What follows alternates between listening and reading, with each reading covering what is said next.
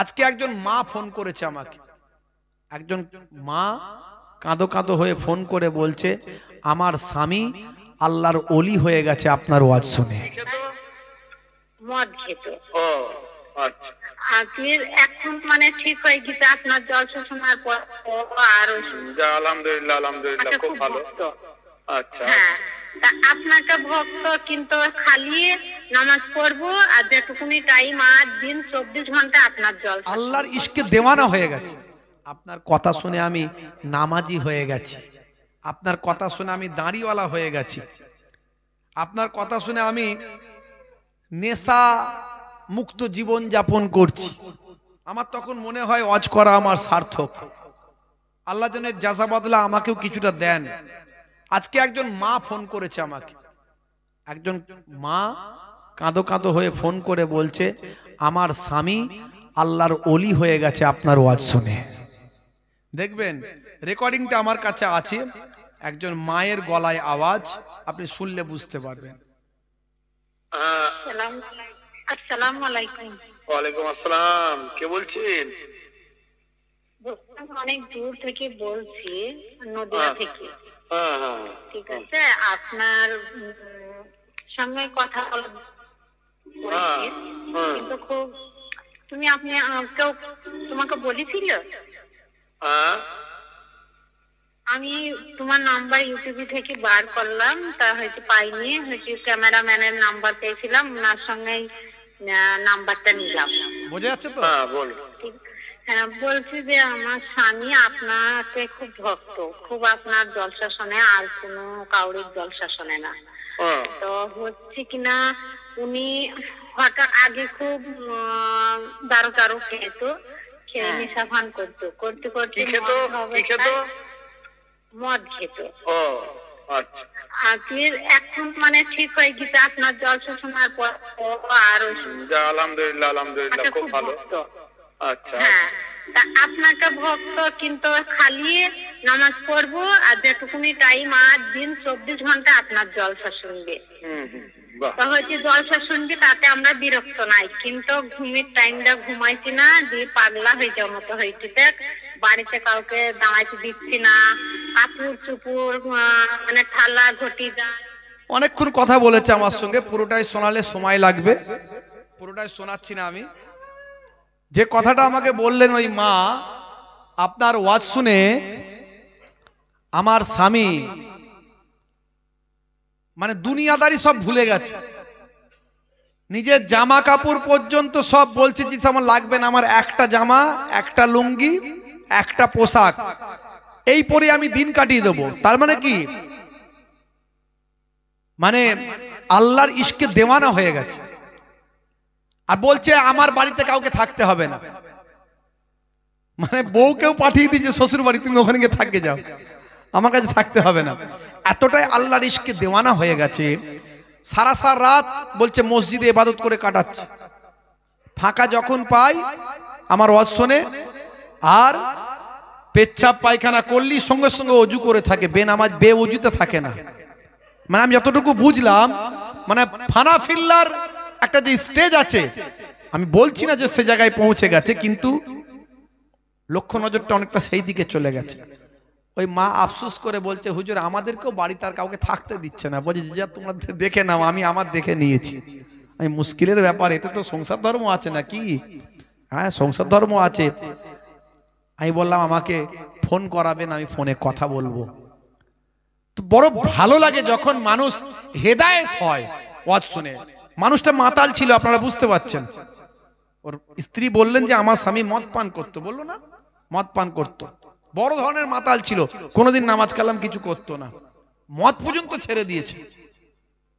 চিন্তা করতে পারেন আল্লাহ কাকে কিভাবে হেদায়েত করেন।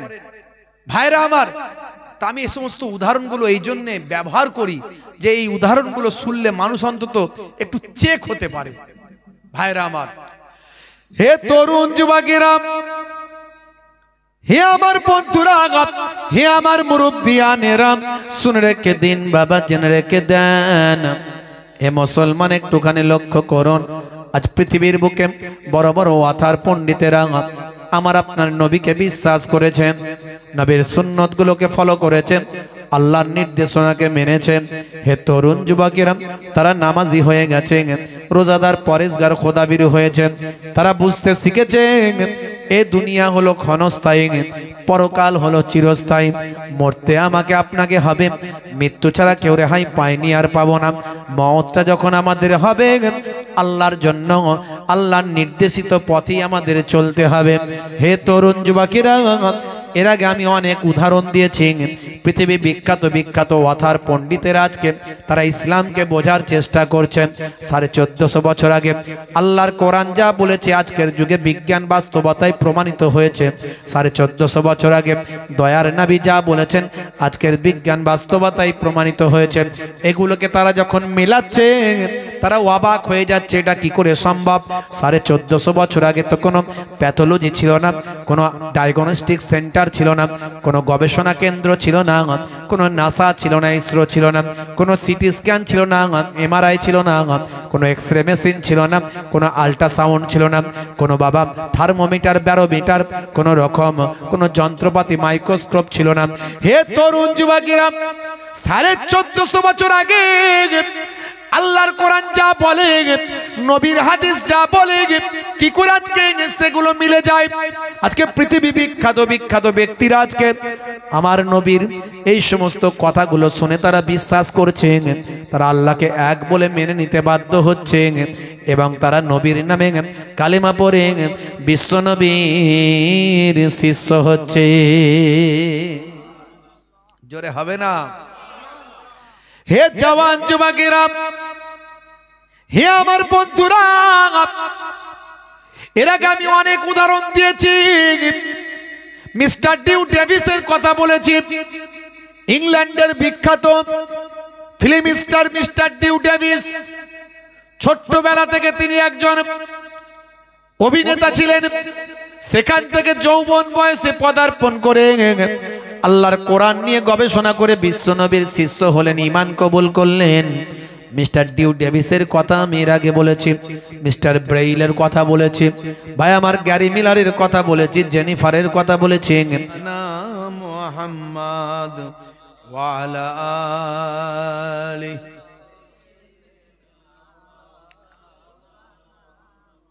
وقال الله تعالى في كلامه المجيد والفرقان الحميد ولنبلونكم بشيء من الخوف والجوع ونقص من الأموال والأنفس والثمرات وبشر الصابرين وقال الله تعالى أيضا في كتابه مخبرا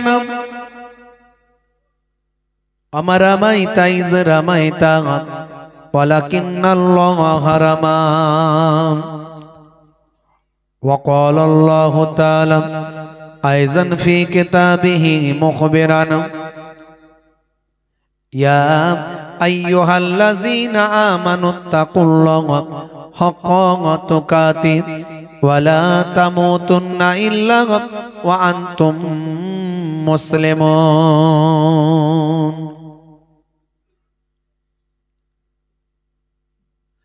وقال الله تعالى أيضا في كتابه مخبرا إنما المؤمنون إخوان فأصلحوا بين أخويكم وقال النبي صلى الله عليه وسلم لا تقاطعوا ولا تدابروا ولا تباغضوا ولا تحاسدوا وكونوا عباد الله إخوانا إلى آخر الحديث أو كما قال عليه الصلاة والسلام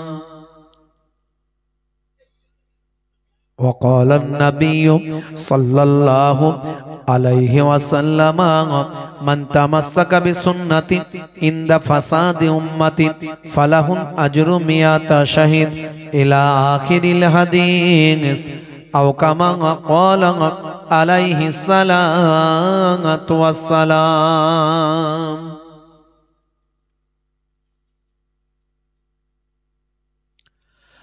وقال النبي صلى الله عليه وسلم سبع تجري للعبد بعد موته وهو في قبره من علم علما أو كسر نهرا أو حفر بيرا أو غرس نخلا أو بنى مسجدا أو ورث مصحفا أو ترك ولدا يستغفر له بعد موته إلى آخر الحديث أو كما قال عليه الصلاة والسلام।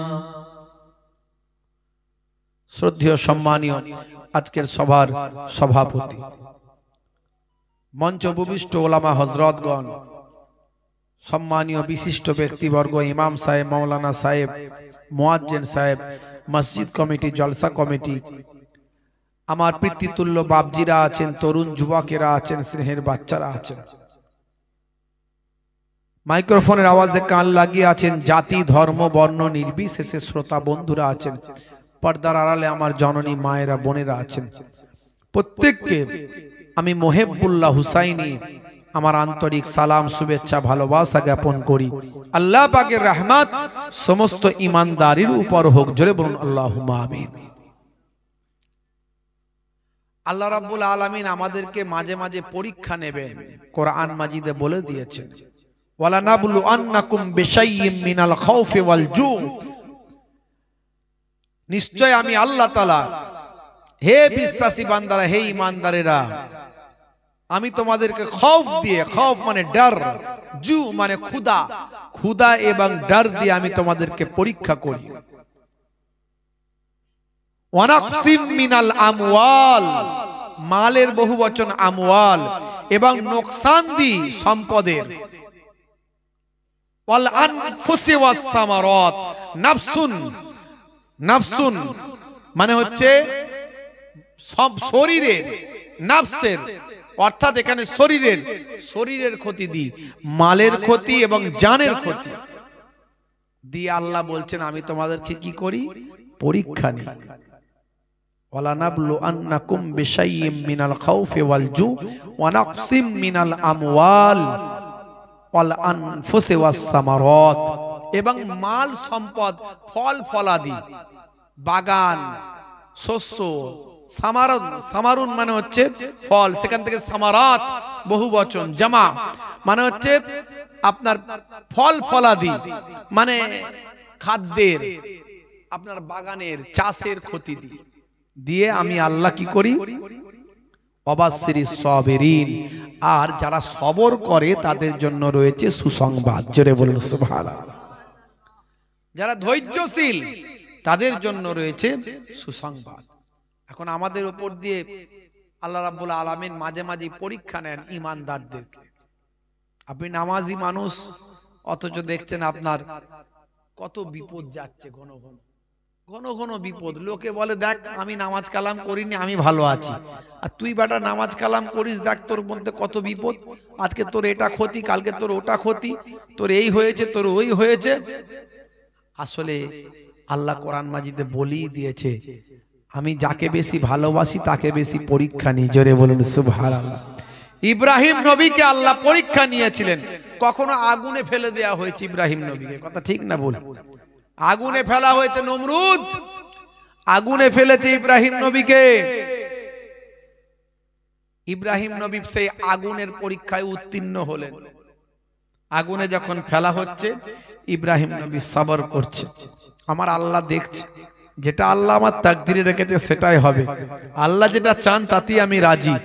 ইব্রাহিম নবী যখন আগুনে পড়ছেন, আল্লাহকে বলছেন না যে আল্লাহ তুমি আমাকে বাঁচিয়ে দাও, তিনি জানেন যে আল্লাহ তো আমাকে নবী বানিয়েছেন, আল্লাহ সব লক্ষ্য রেখেছেন, সব দেখছেন, তো আল্লাহ যদি চান আমাকে আগুনে পুড়িয়ে মারবেন, ফেলবেন, তো ফেলুন, অসুবিধা নাই। ইব্রাহিম নবী ধৈর্যশীল, ধৈর্য হারা হলেন না, সবর করলেন। ইব্রাহিম নবী যখন আগুনে গিয়ে পড়লেন, দেখছেন আগুনটাকে আল্লাহ ফুলের বাগান বানিয়ে দিয়েছে। আগুনটা ফুলের ওয়াবারদান বায়াবার সালামান আলা ইব্রাহিম, ইব্রাহিম নবীর জন্য শান্তিদায়ক জায়গা হয়ে গেল, ফুলের বাগান হয়ে গেল। না গরম না ঠান্ডা, বেশি ঠান্ডা হলেও কষ্ট হবে, আবার গরম হলেও কষ্ট হবে। বারদাউ ওয়া সালামান আলা ইব্রাহিম, ইব্রাহিম নবীর জন্য একটা শীতলদায়ক, শীতল মানে না ঠান্ডা না গরম, যেখানে বেশ আরামদায়ক আল্লাহ জায়গা বানিয়ে দিলেন। হে তরুণ যুবকেরা, হে আমার বন্ধুরা, শুনে রেখে দিন বাবা, জেনে রেখে দেন হে মুসলমান, এ দুনিয়াটা হলো পান্থশালা, এ দুনিয়াটা হলো প্রতীক্ষালয়, এ দুনিয়াটা হলো ওয়েটিং রুম। এখানে আমরা অপেক্ষা করছি, এই অপেক্ষার সময় যখন শেষ হবে, ট্রেন যখন লেগে যাবে, আপনি প্যাসেঞ্জার, আপনাকে ট্রেনে উঠতে হবে। টিকিটটা কাটা হয়ে গেছে, শুধু কনফার্ম হতে বাকি আছে। এ দুনিয়া হলো পান্থশালা, এ দুনিয়া হলো প্রতীক্ষালয়। আপনি শুধু ওয়েট করছেন, অপেক্ষা করছেন। সময় যখন হয়ে যাবে, স্ট্যান্ডে বাস তখন এসে যাবে, আপনাকে বাসে তুলে নিয়ে চলে যাওয়া হবে। আপনার গন্তব্যস্থল হয় জান্নাত, না হলে গন্তব্যস্থল হবে জাহান্নাম। হে তরুণ যুবকেরা, টিকিটটা আপনার কাটা হয়েছে, শুধু কেবলমাত্র কনফার্ম হতে বাকি আছে। এই কথাটা যদি আমরা বুঝি, আজ মারা গেলে কাল দুদিন হয়ে যাবে। এই পৃথিবী হলো ক্ষণস্থায়ী, পরকাল হলো চিরস্থায়ী। বাল তুসিরুনাল হায়াতাদ দুনিয়া ওয়াল আখিরাতু খায়রুম ওয়া আবকা। আল্লাহ কোরআন মাজিদে বলছেন, এই দুনিয়াটা হলো তোমাদের জন্য স্বল্প দিনের, আর আখিরাতটা হলো তোমাদের জন্য চিরস্থায়ী, এবং সেটাই উত্তম জায়গা। এটা যদি আমরা সহজে বুঝে যাই, আমাদের জীবনটা ধন্য হবে, আমরা সিরাতুল মুস্তাকিম পথের পথিক হতে পারব। হে তরুণ যুবকেরা, হে আমার বন্ধুরা, হে আমার মুরব্বিয়ানেরা, শুনে রেখে দিন বাবা, 60 বছর 70 বছর 80 বছর ধরে ওয়াজ শুনছে, এখনো জান্নাতের রাস্তা জাহান্নামের রাস্তা চিনতে পারলো না। 60 বছর 70 বছর 80 বছর ধরে ওয়াজ শুনছেন, এখনো নামাজটা পড়লো না, এখনো পাক না পাক কাকে বলে জানে না, গোসলের ফরজ কিভাবে গোসল করতে হয় সে জানে না, ওজুর ফরজ কটা সেটা সে জানে না, সূরা 2-4টে মুখস্থ নাই, এখনো পেচ্ছাপ করে পবিত্র হতে হয় জানে না। হে তরুণ যুবকেরা, শুধু দুনিয়াদারিটা বুঝলো, মনে মনে করে দুনিয়াতে এসেছি আরামায়েশ করতে। না না ও বান্দা, শুনে রেখে দাও, এই যে হাওয়া বাতাস তুমি গ্রহণ করছো, এই যে হাওয়া বাতাস, বিজ্ঞানকে জিজ্ঞাসা করো আমরা যেটা গ্রহণ করছি এর নাম কি? বাতাস থেকে যেটা আমরা গ্রহণ করছি এর নাম কি? বিজ্ঞান আপনাকে বলবে তুমি অক্সিজেন গ্রহণ করছো। আর বান্দা তুমি কোনটা ছাড়ছো? বিজ্ঞান বলবে কার্বন ডাই অক্সাইড ছাড়ছো।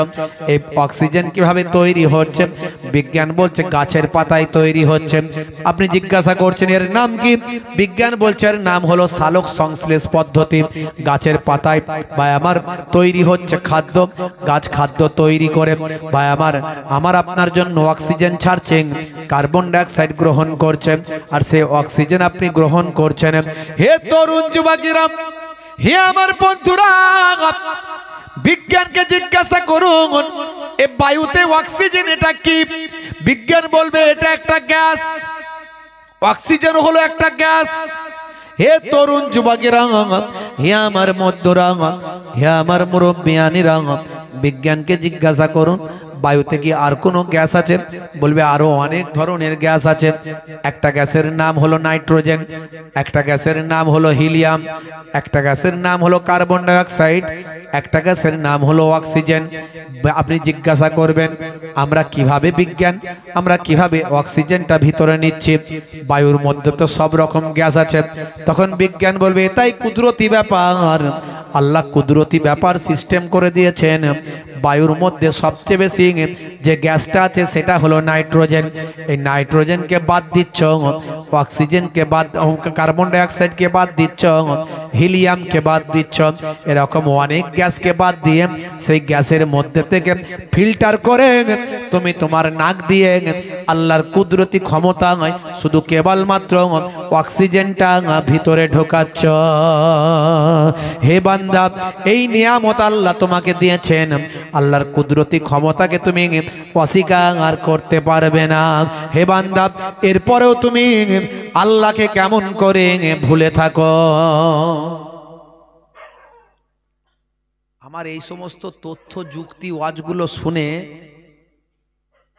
অনেক মানুষই আমাকে বলে, হুজুর আপনার কথা শুনে আমি নামাজি হয়ে গেছি, আপনার কথা শুনে আমি দাঁড়িওয়ালা হয়ে গেছি, আপনার কথা শুনে আমি নেশা মুক্ত জীবন যাপন করছি। আমার তখন মনে হয় ওয়াজ করা আমার সার্থক, আল্লাহ যেন জাযা বদলা আমাকেও কিছুটা দেন। আজকে একজন মা ফোন করেছে আমাকে, একজন মা কাঁদো কাঁদো হয়ে ফোন করে বলছে আমার স্বামী আল্লাহর ওলি হয়ে গেছে আপনার ওয়াজ শুনে। দেখবেন রেকর্ডিংটা আমার কাছে আছে, একজন মায়ের গলায় আওয়াজ, আপনি শুনলে বুঝতে পারবেন। আসসালামু আলাইকুম। ওয়ালাইকুম আসসালাম, কে বলছেন? অনেক দূর থেকে বলছি, নদিয়া থেকে। ঠিক আছে, আপনার সঙ্গে কথা বলেছি, কিন্তু খুব আপনি কেউ তোমাকে বলেছিল? আমি তোমার নাম্বার ইউটিউব থেকে বার করলাম, তা হয়তো পাইনি, হয়তো ক্যামেরাম্যানের নাম্বার পেয়েছিলাম, ওনার সঙ্গে নাম্বারটা নিলাম। বোঝা যাচ্ছে তো? বল। হ্যাঁ, বলছি যে আমার স্বামী আপনাকে খুব ভক্ত, খুব আপনার জলসা শোনে, আর কোনো কাউরির জলসা শোনে না। তো হচ্ছে কিনা উনি হঠাৎ আগে খুব দারু খেত, খেয়ে নেশা ভান করতো, করতে করতে মদ খেত। এখন মানে ঠিক হয়ে গেছে আপনার জলসা শোনার পর। আর আলহামদুলিল্লাহ আলহামদুলিল্লাহ, খুব ভালো।